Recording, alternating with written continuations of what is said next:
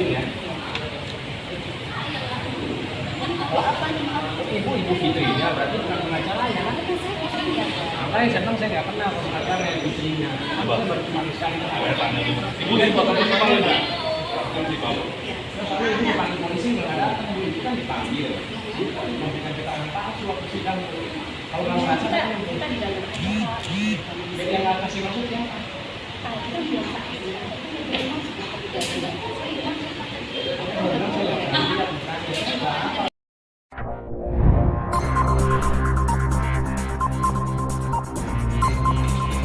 Bismillahirrahmanirrahim. Sidang perkara nomor 1180 PDTG 2022 Jakarta Barat dibuka dan dinyatakan terbuka umum.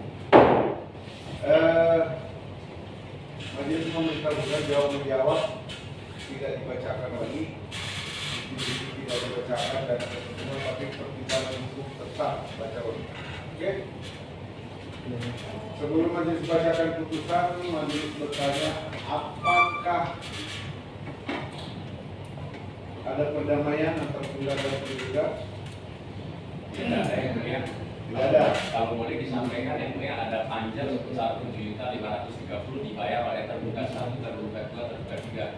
Karena sudah sidang ditunda-tunda, penggugatnya nggak pernah hadir. Kenapa itu? Selama ini nggak hadir? Tadi saya udah diwakilkan yang mulia, diwakilkan sama kuasa hukum. Saudara prinsipal. Ya, diwakilkan sama kuasa hukum sebelumnya.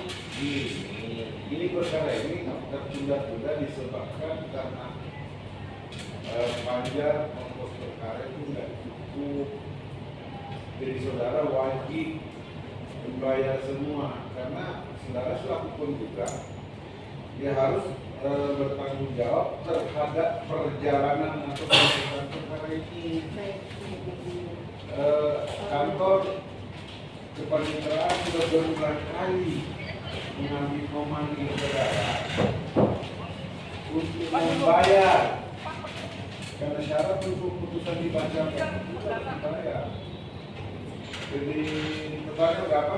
7.530 yang mulia. 7.530. Siap, saya bayarkan. Hah? Mau dibayar sekarang? Kalau nanti Ini yang mulia dicatat dulu aja yang mulia. Artinya kan kalau dibayar Nah sekarang. gini sebenarnya masalah panja ongkos perkara di luar kewenangan majelis karena kami ini akan memeriksa perkara. Siap yang mulia dulu. Soal bayar membayar, soal manggil memanggil bukan kewenangan kami, tapi berkas ini dilacak oleh Kapitra ternyata tidak bayar-bayar. Jadi ada kewajiban saudara untuk membayar 530 yang mulia. tapi belum 7 miliar kan? Bukan. Tapi akhirnya katanya punya uang banyak yang mulia. Jangan gitu Ini lah. keterlaluan yang mulia. Izin Nah, yang mulia. sanggupannya saudara bisa bayar nggak? bisa. Bisa. Mau bayar dulu? Bayar. Bawa uang. Tapi masih kurang kalau mau dari sisanya. Baru saya bawa cash 6 juta, nanti saya ambil lagi di luar. Gimana? Di luar sidang aja yang mulia. Yang penting dicatat. Kami bukan di ruang sidang ini, bukan urusan administrasi. Betul yang mulia. Kalau saudara mau selesaikan, saya kasih kesempatan di luar ruang sidang. Siap. Putusannya dulu ya. Putusannya yang mulia nanti biar kita urus sendiri yang mulia bayar kan. Yang penting sudah sanggup. Siap yang Ya. mulia. Yang mulia satu lagi yang mulia kan kuasanya dicabut, betul nggak sudah dicabut yang mulia? Nggak usah. Kuasa. Kalau pencabutan kuasa boleh, nanti kan ada di dalam berkas. Siap yang Ini mulia. satu. Yang kedua, nggak ada urusan saudara. Kalau kuasa dicabut, dia balik ke prinsipal.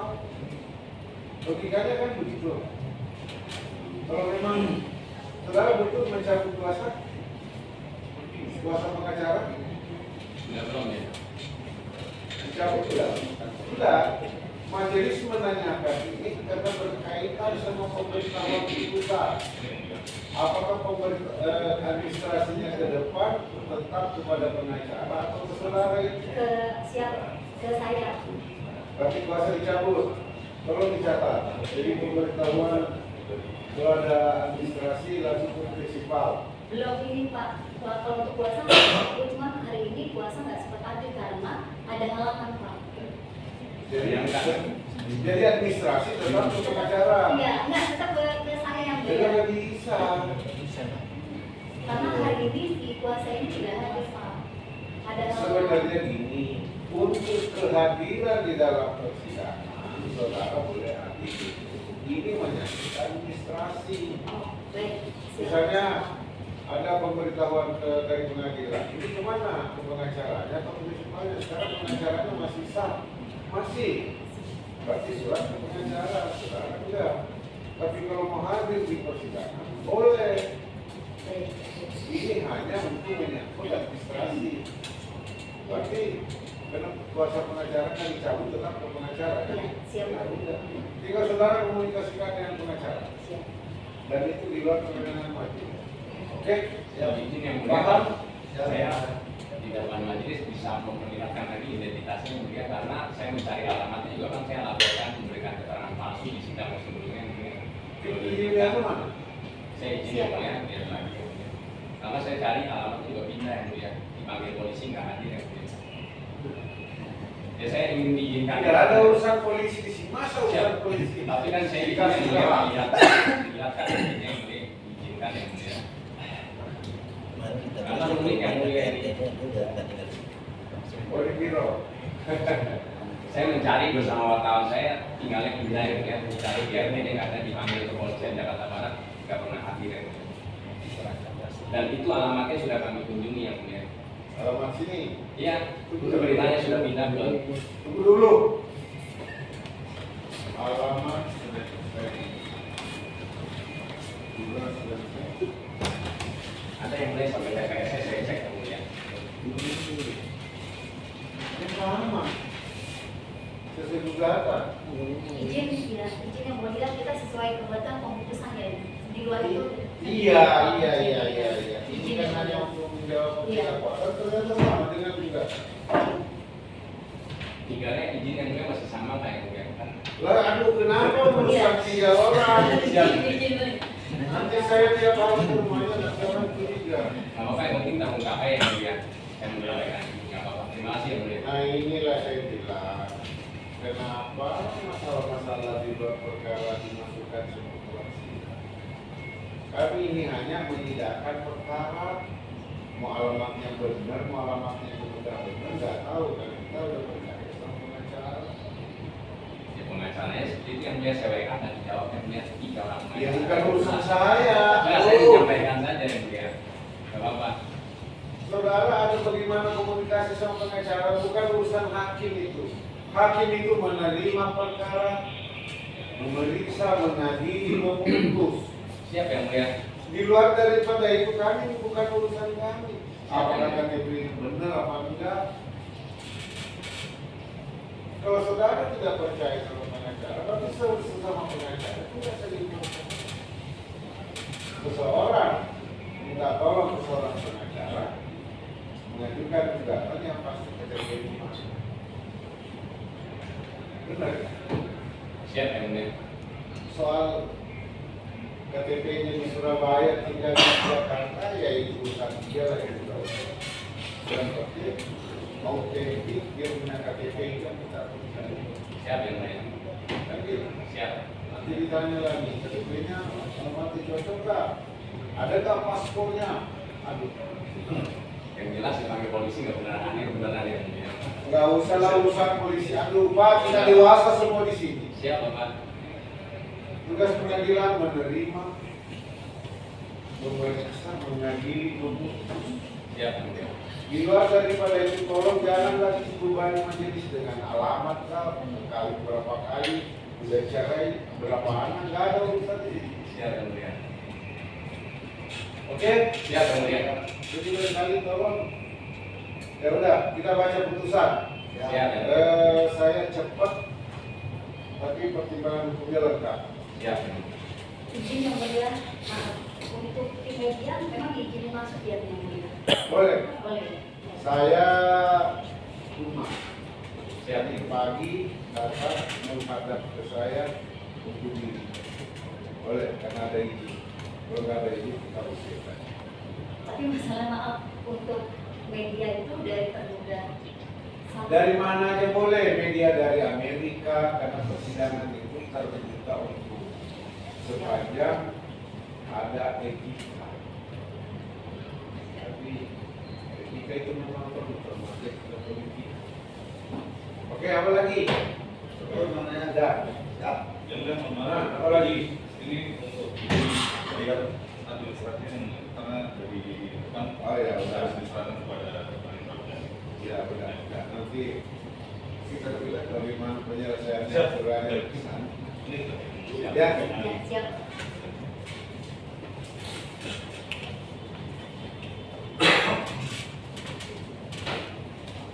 Saya mulai ya. Ya. Bismillahirrahmanirrahim. Putusan nomor 1187 PDPG nomor 2022. Wah, ini udah beberapa tahun. 2012 sekarang 2024. Pengadilan Negeri Jakarta Barat yang bisa dan mengadili perkara perdata pada tingkat pertama menjatuhkan putusan sebagai berikut dalam perkara penggugat 1 Fitri Yuliana, penggugat 2 Prasetyo Wibowo. Lawan tergugat 1 Sugiharto Santoso, tergugat 2 Hamberli, sarjana hukum, sarjana ekonomi, magister Notariata. Tergugat 3 Aditya Putra Patria, sarjana hukum, magister Notariata. Tergugat 4 PT Bakti Data Suka Mandiri. Tergugat 5 PT Master Data Harisma Mandiri. Turut tergugat Kementerian Hukum dan HAM, yaitu Direktorat Jenderal Administrasi Hukum Umum. Kesemua alamat penggugat dan tergugat ada dalam berkas perkara. Pengadilan negeri tersebut telah membaca berkas perkara dan surat-surat yang bersangkutan, telah mendengarkan kedua pihak, telah memperhatikan bukti kedua pihak tentang duduknya perkara, menimbang bahwa penggugat di dalam surat gugatannya tertanggal 22 Desember 2022 yang didaftarkan pada Kementerian Pengadilan Negeri Jakarta Barat pada tanggal 26 Desember 2022 dalam register nomor 1187 PDPG 2022 Jakarta Barat menunjukkan sebagaimana di dalam putusan perkara.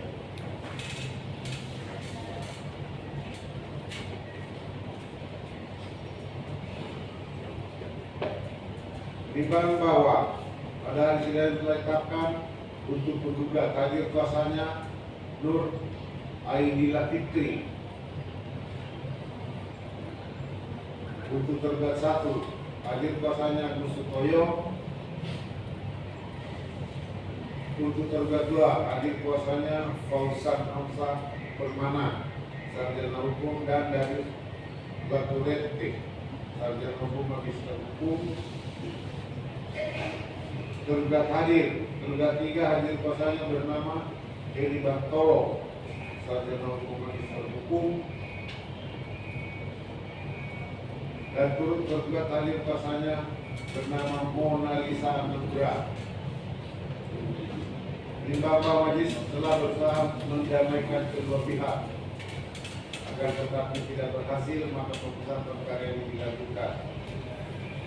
Menimbang bahwa atas gugatan tersebut tergugat 1 memberikan jawaban sebagaimana dalam putusan perkara ini. Menimbang bahwa tergugat 2 memberikan jawaban sebagaimana dalam putusan perkara ini. Menimbang bahwa untuk tergugat 3 memberikan jawaban sebagaimana dalam putusan perkara ini. Menimbang bahwa turut tergugat juga memberikan jawaban sebagaimana dalam putusan perkara ini. Menimbang bahwa atas jawaban tergugat dan turut tergugat mengajukan replik, dan atas replik tersebut penggugat mengajukan replik. Menimbang bahwa untuk membuktikan gugatannya penggugat mengajukan bukti P1 sampai dengan P11. Tergugat 1 mengajukan bukti tertulis yaitu T11 sampai T110. Tergugat 2 mengajukan bukti T21 dan T22. Sedangkan tergugat 3 mengajukan bukti T31 sampai dengan T33. Menimbang bahwa selanjutnya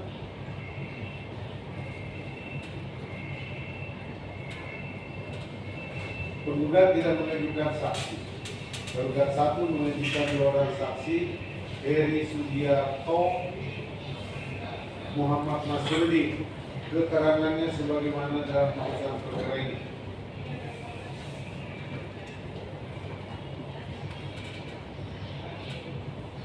Tergugat 2 tidak mengajukan saksi, tergugat 3 tidak mengajukan saksi, turut tergugat tidak mengajukan saksi. Menimbang bahwa akhirnya kedua pihak menyatakan tidak hal-hal yang diajukan dan mohon putusan tentang pertimbangan hukum.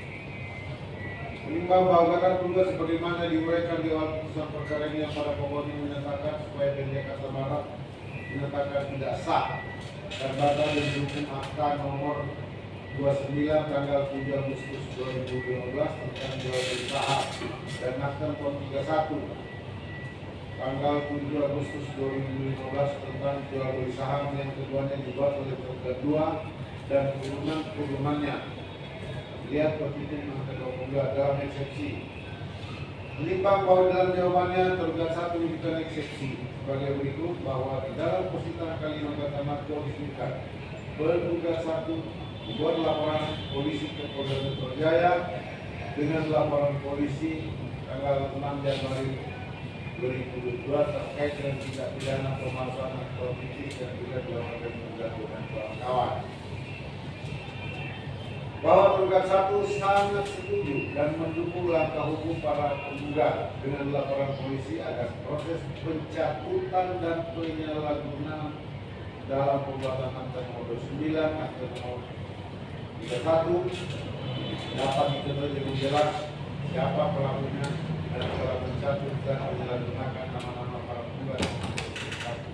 3. Bahwa selain tergugat 1 juga telah membuat laporan polisi ke Polda Metro Jaya dengan terlapor atas nama Dasuki Santoso dan kawan-kawan.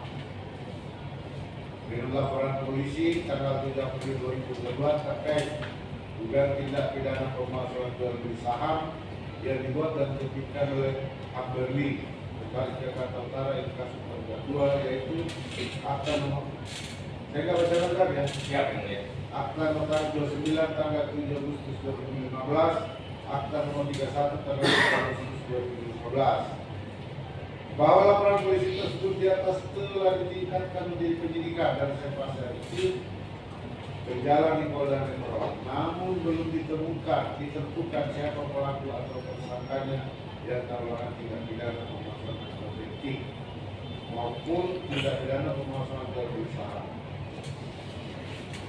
Bahwa dengan adanya 2 laporan polisi tersebut yang akan mengungkapkan fakta siapakah yang telah melakukan perbuatan hukum berupa pemalsuan menyebabkan gugatan akut tentu masih bersifat prematur. Bahwa oleh karena gugatan akut masih bersifat prematur, maka gugatan para penggugat haruslah ditolak atau setidak-tidaknya tidak dapat diterima.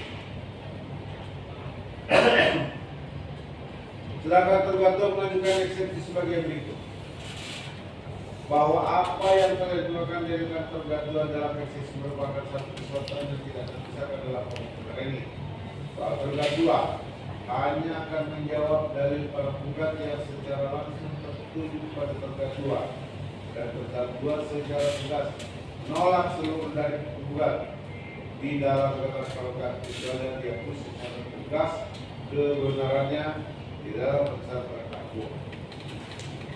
Bahwa berdasarkan dalil para penggugat pada angka 1 dan 2 halaman 2 yang ini menyatakan para penggugat baru mengetahui penerbitan akta perkara akuo dari panggilan sidang perkara nomor 423 PDTG 2021 Jakarta Utara dan para penggugat mendalilkan terhadap perkara nomor 423 PDTG 2021 Jakarta Utara telah diputus oleh Majelis Hakim Jakarta Utara dengan putusan nomor 423 PDTG 2021 Jakarta Utara tanggal 9 Agustus 2015 yang pada pokoknya menyatakan gugatan tergugat tidak dapat diterima. Net on factor berkuat, mana gugatan tersebut diajukan tergugat 1 dan Muhammad Rani Agung. Tanggapan tergugat 2 bahwa terhadap putusan perkara nomor 423 yang telah dijatuhkan putusan majelis yang disampaikan di kota tersebut dinyatakan dalam nomor putusannya dalam konvensi menyatakan gugatan tergugat nyatakan tidak dapat diterima net on factor berkuat. Dalam konvensi dan konvensi mendukung para penggugat. Konvensi tergugat 1 oleh konvensi, tergugat 2 konvensi secara langsung reke dibayar segala biaya tubuh dalam perkara konvensi ini yang hingga kini 5.150.250 rupiah. Menurut tergugat 2, ada pemeriksaan perkara perdata sebagai maksud tidak dapat dijadikan suatu perbandingan atau pertimbangan terhadap perkara oleh dan hakim. Saat perkara tersebut dinyatakan tidak dapat diterima oleh majelis yang bisa dan mengajukan perkara nomor 423. Karenanya tidak pernah diperiksa atau diuji pokok perkara dari perkara 423 oleh majelis hakim. Bahwa sebagaimana telah tergugat mereka mengenai putusan perdata sebagaimana dimaksud tidak dapat dijadikan suatu perbandingan atau pertimbangan dalam perkara oleh karena belum diperiksa sampai dengan pokok perkara. Hanya menurut tergugat 2, dalil para penggugat pada bagian ini patut untuk dikesampingkan. Sehingga tergugat 2 mohon pada majelis hakim yang memeriksa perkara untuk mengesampingkan dalil para penggugat pada bagian ini atau setidak-tidaknya tidak menerima dalil para penggugat tentang perkara 423. Bahwa berdasarkan dalil para penggugat pada angka 5 halaman 4 yang pada ini menyatakan penggugat 1 telah membuat laporan polisi ke Kepolisian Daerah Metro Jaya dengan laporan polisi nomor sekian tanggal 6 Januari 2002 terkait tindak pidana pemalsuan akta otentik. Tergugat 2 tanggapi bahwa sebagaimana tergugat 2 dan telah dapat diuraikan mengenai alasan dugaan tindak pidana yang didalilkan oleh lapor penggugat tidak terbukti, maka bagian lain yang saya jawaban ini yang mana pada pokoknya terhadap laporan polisi atau telah dilaksanakan proses penyelidikan terhadap peristiwa yang dilakukan oleh para penggugat di dalam pertanyaan oleh tim penyelidik Kepolisian Daerah Metro Jaya atas dugaan tindak pidana yang dimaksud dalam pasal 263, 264, dan 266 KUH pidana terhadap tergugat 2 dalam menerbitkan akta sebagaimana tergugat 2 kembali hasil pemeriksaan tindak pidana yang menyatakan 1. Memutuskan menghentikan penyelidikan terhadap perkara tindak pidana pemalsuan atau pemalsuan akta otentik dan menyuruh menempatkan keterangan palsu dalam akta otentik sebagaimana yang dimaksud dalam pasal 263, 264, 266 KUH pidana terjadi yang diduga terjadi pada tahun 2015 di Jakarta Utara atas nama pelapor Nur Aidillah Fitri dengan identitas dan seterusnya. Dan itu tanggal 22 Desember 22 penyelidikan dihentikan karena tidak ditemukan peristiwa pidana. Karenanya ada dugaan tindak pidana ternyata di dalam laporan polisi yang didalilkan oleh para penggugat terhadap penggugat tidak beralasan dan tidak berdasar.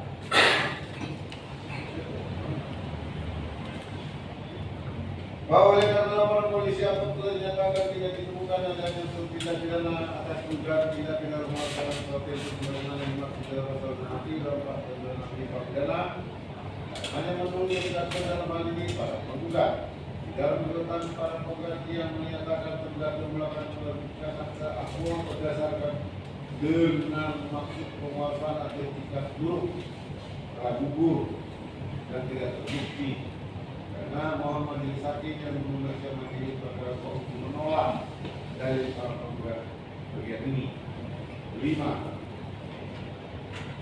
Bahwa berdasarkan dari para penggugat yang angka 9, 10, 11, 12, halaman 67, saya langsung aja ya. Siap. Tergugat 2 tanggapi A. Bahwa dapat tergugat dipahami dari lain dan penggugat pada bagian ini adalah berdasarkan dalam halaman 9 dan 31 agar dinyatakan tidak sah dan batal didukung pada perkara pokok. Mana pada pokoknya dalil penggugat mendasarkan pada 1. Penggugat tidak mengenal para pihak di dalam akte 29 dan 31. 2. Penggugat tidak meyakini penerbitan akte 29 dan 31 bertentangan dengan undang-undang Paris. 3. Para penggugat yang mendasarkan penerbitan akte 29 dan 31 berdasarkan dengan rekayasa prosedur dan cacat karena yang bertentangan dengan KUHP pernyataan. Bahwa oleh karenanya alasan-alasan sebagaimana pada penggugat masuk dalam pergugatan khusus mengenai permohonan pembatalan bagi nilai dari tergugat menimbang bahwa atas eksepsi tergugat 1, 2, dan 3 serta penggugat dan penggugat 2 memberikan jawaban yang pada pokoknya menyatakan pada majelis menolak eksepsi tergugat 1, tergugat 2, dan tergugat 3 serta penggugat tersebut. Menimbang bahwa setelah majelis membaca lengkap dengan cermat serta teliti keseluruhan eksepsi tergugat 1 tergugat tersebut, ternyata tidak sebagaimana yang ditentukan dalam pasal 136 ayat. Majelis berpendapat bahwa eksepsi tergugat dan tergugat tersebut harus dipertimbangkan dalam uraian pertimbangan pokok perkara. Dalam pokok perkara, menimbang bahwa sebelum majelis mempertimbangkan pokok perkara,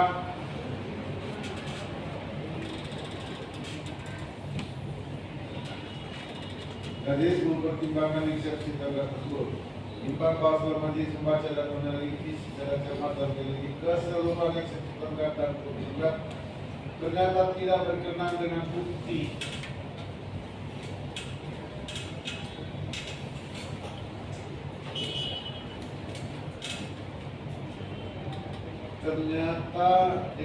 tersebut berkenaan dengan bukti yang ada dalam perkara ini. Majelis berpendapat bahwa apabila bukti yang dalam perkara ini dipertimbangkan, maka eksepsi tersebut dipertimbangkan pula. Menimbang bahwa majelis akan mempertimbangkan pokok perkara sebagai berikut. Menimbang bahwa sebelum majelis mempertimbangkan formalitas tertentu,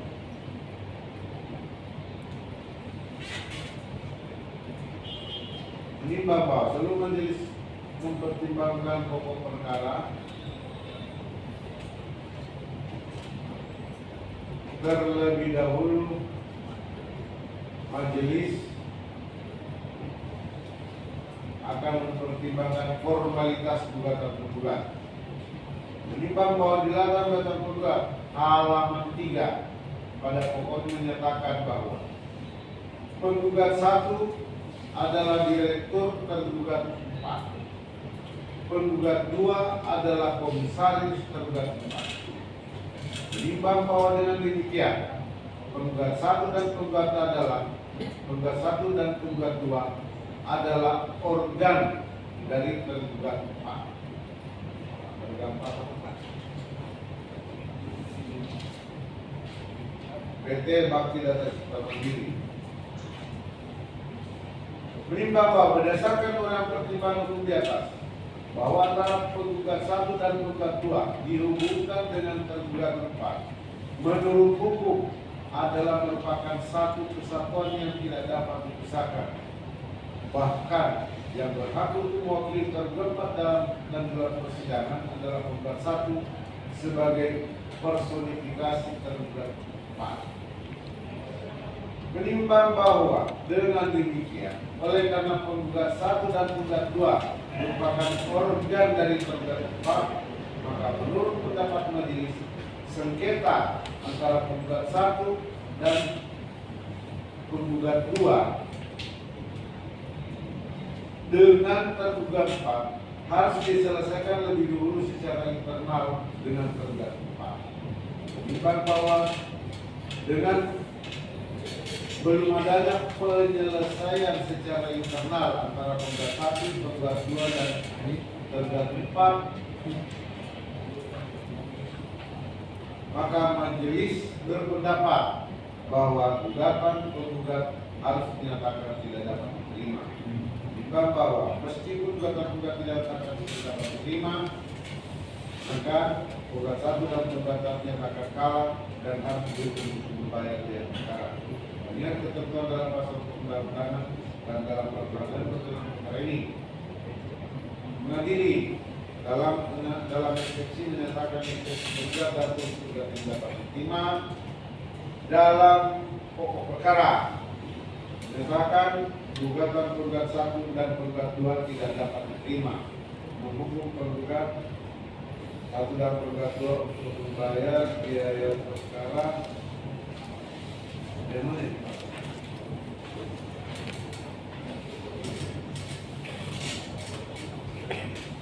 $14 juta